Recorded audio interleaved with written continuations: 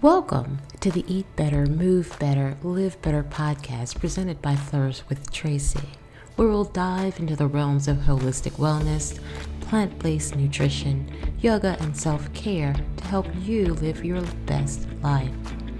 Tune in every Monday, Wednesday, and Saturday at 8 a.m. Eastern for our special segments. Meditation Monday. Start your week with mindfulness. Wellness Wednesdays. Get the midweek boost you need. Sadhana Saturdays dedicate weekends to personal growth. Join us as we explore and discuss all things to eat better, move better, and live better. Welcome to Sadhana Saturday. Today, we're going to delve into understanding Kleshas. Kleshas are mental states or afflictions that cause suffering or may cloud our perception of reality.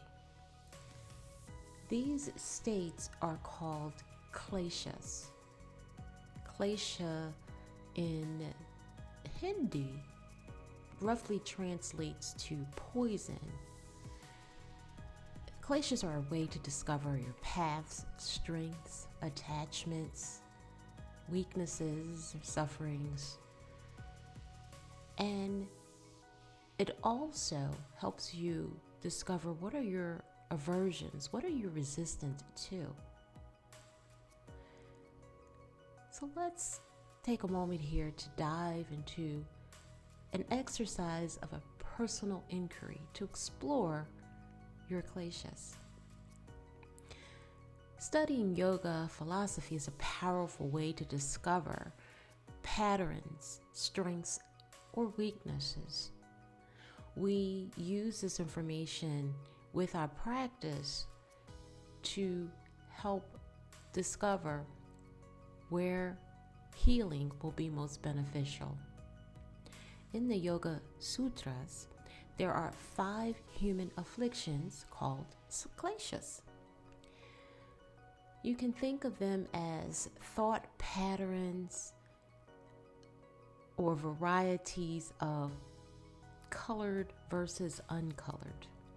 Coloring of a klesha means that we are allowing ourselves to be dragged down by our senses. To put it more simply, or from a modern lens, the kleshas are an analysis and understanding of how stories, programming, or conditioning that we may run over and over in our minds can keep us out of sync or out of harmony with our true selves. Of course, we're not doing these things intentionally to be out of harmony or to suffer. However, the fact is we often unconsciously put ourselves in this path. We move towards suffering. When we become aware of our kleshas, however, we can change our personal experience. They lose their potency or power over you. So let's take a look at the 5 kleshas. The first one is avidya, ignorance. It's the root of all kleshas.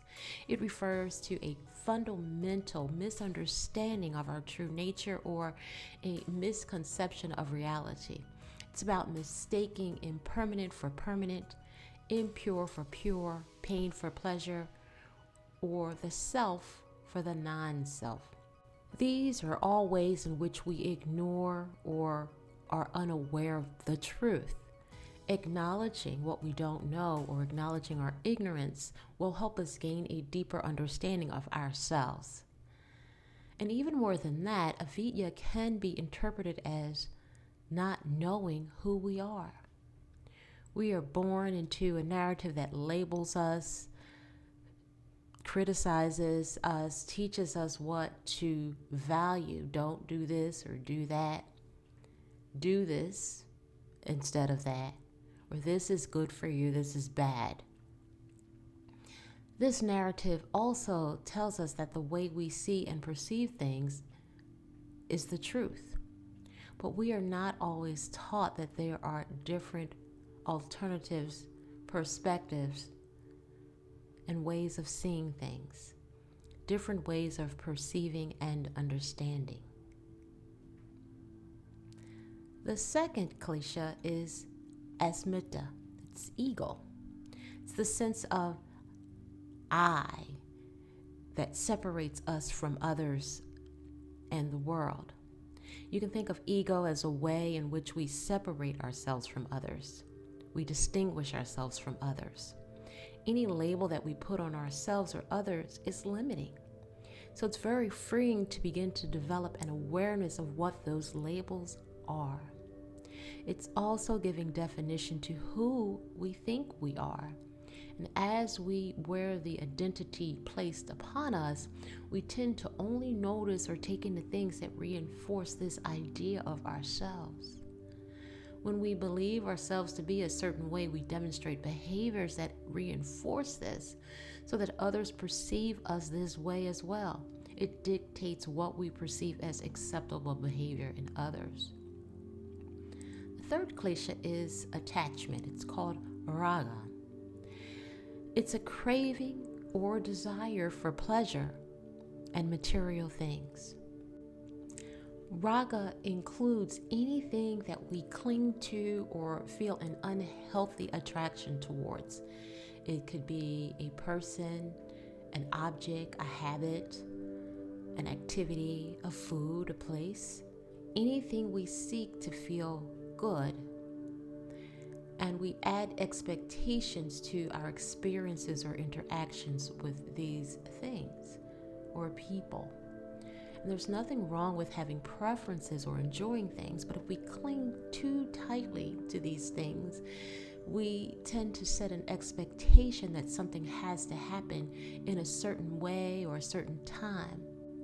It then becomes problematic. We use manipulation and we use control so that these things can happen on our terms.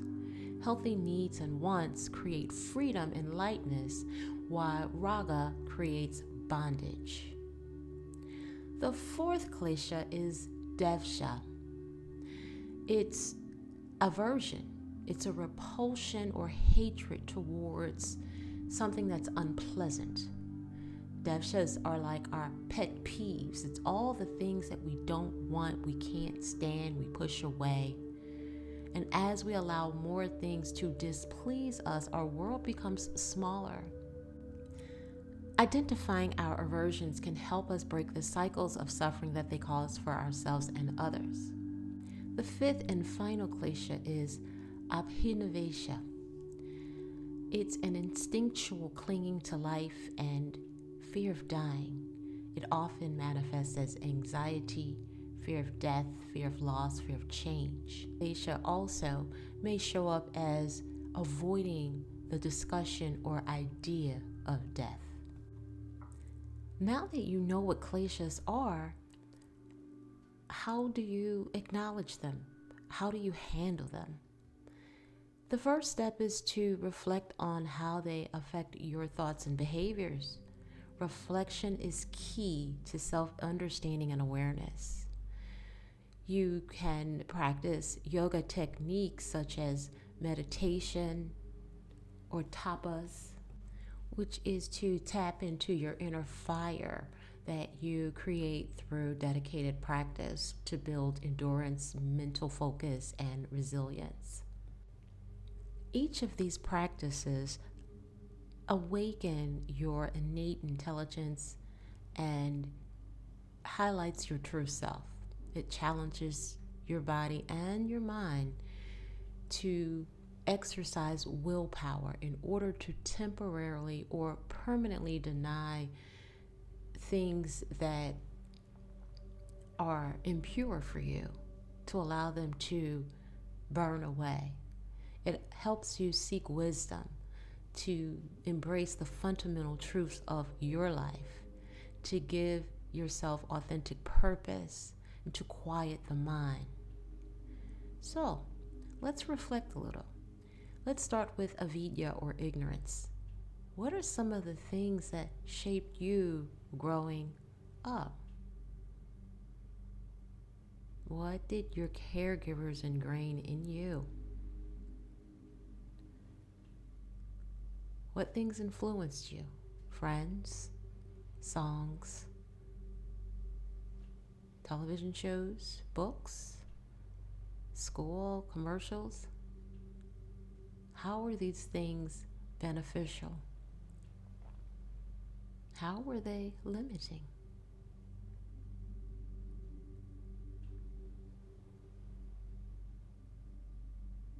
Now let's think about asmenta, ego. What does the voice of your inner critic say to you? How does it reinforce your narrative? What does it say to keep you in line? And how does that feel?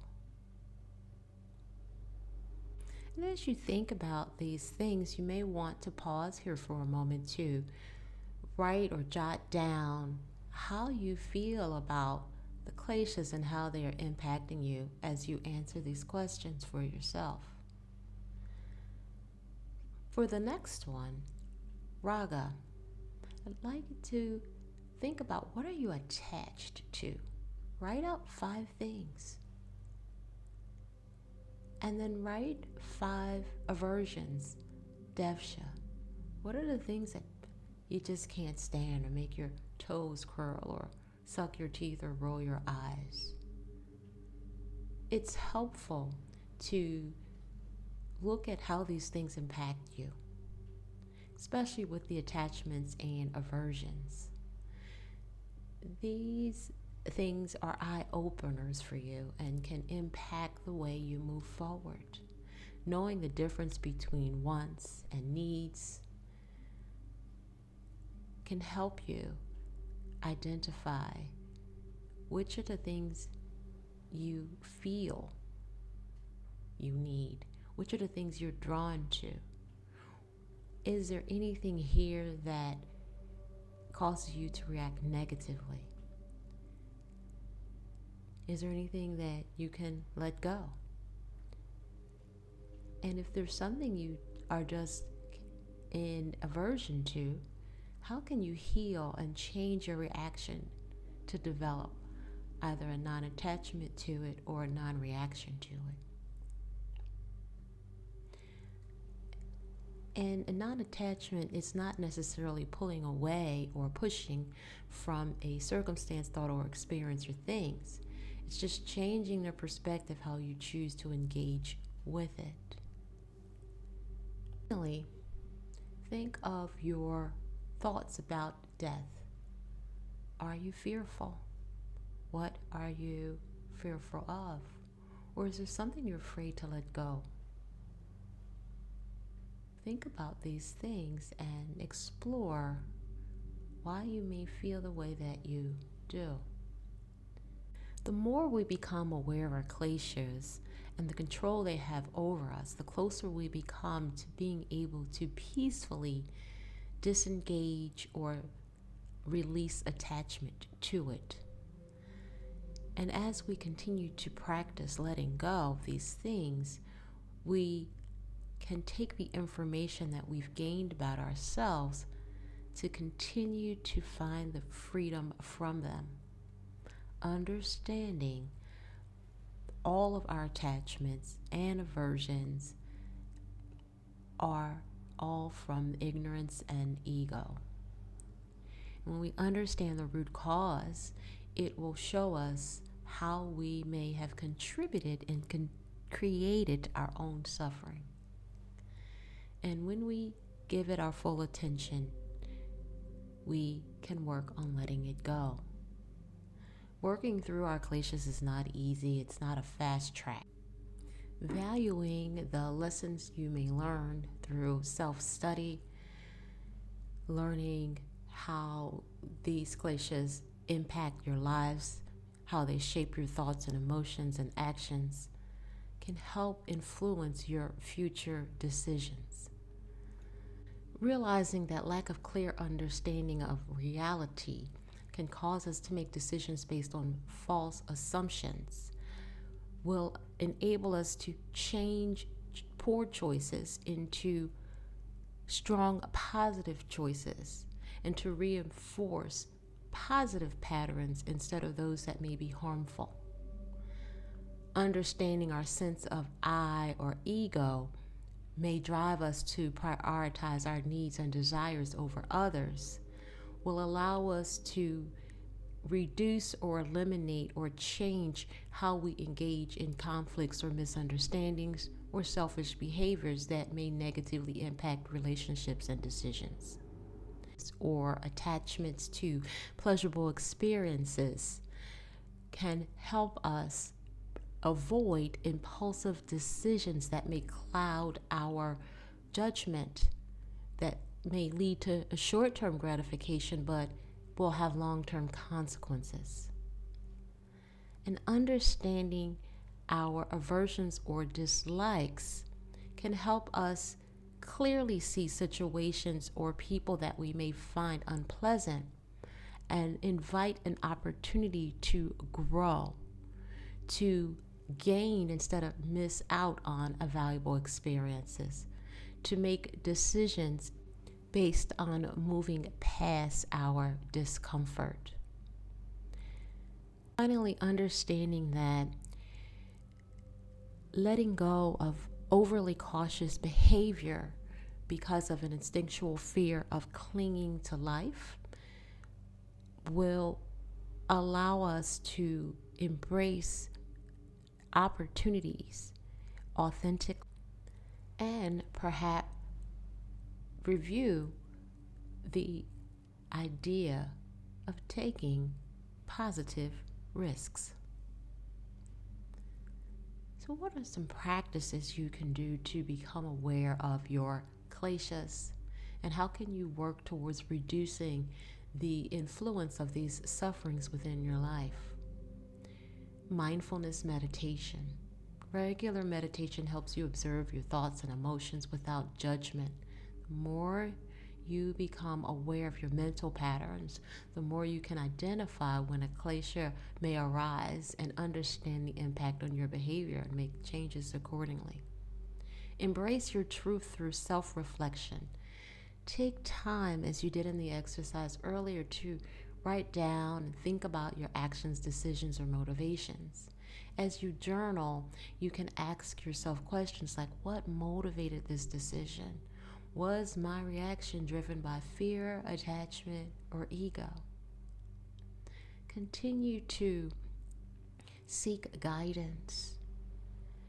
Working with a teacher or mentor who has experience in addressing kleshas can provide valuable support and perspective.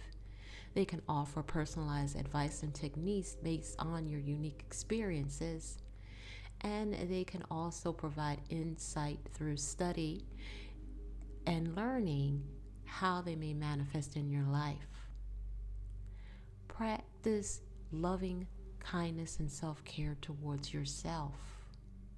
This helps negate the effects of kleshas like aversion and ego. And by incorporating these practices into your daily routine, you can become more aware of how kleshas influence your life, and it helps you gain greater clarity and peace. You can make more mindful decisions, reducing suffering and fostering a deeper sense of contentment. And then finally, if there is a particular klesha that really is present, you can practice detachment. Develop an attitude towards letting go and replace it with positive qualities. For example, replace a negative emotion with thoughts of positive ones. Practice compassion to counteract ego. Contentment to reduce attachment, and courage to overcome fear. Being mindful in your everyday practice, being present in the moment, can help you act with intention and reduce the influence of perpetual suffering, reducing the opportunity to feed the kleshas. Let go of grudges. Let go of past experiences, letting go of expectations. Remember, overcoming kleshas is a journey, and it's essential to be patient and compassionate with yourself along the way. Be kind to yourself. Kleshas can cloud judgment and lead to actions that perpetuate suffering and ignorance. Is there any particular practice or aspect of overcoming kleshas that resonates with you? By recognizing and addressing them, you can move towards a more peaceful and enlightened state of being. Thanks for tuning in. I hope today's insights help you on a personal journey towards a healthier, happier life. Don't forget to join us every Monday, Wednesday, and Saturday at 8 a.m. Eastern for more self-care and holistic wellness tips. Before you go, make sure to click the bell, like, and subscribe buttons for upcoming episode notifications. Be sure to always consult a medical professional before making any major changes regarding your health, diet, or routine. In the meanwhile, stay motivated, stay inspired, and remember, every step you take is one step closer to a better you. Until next time, keep flourishing, and as always, may all be well.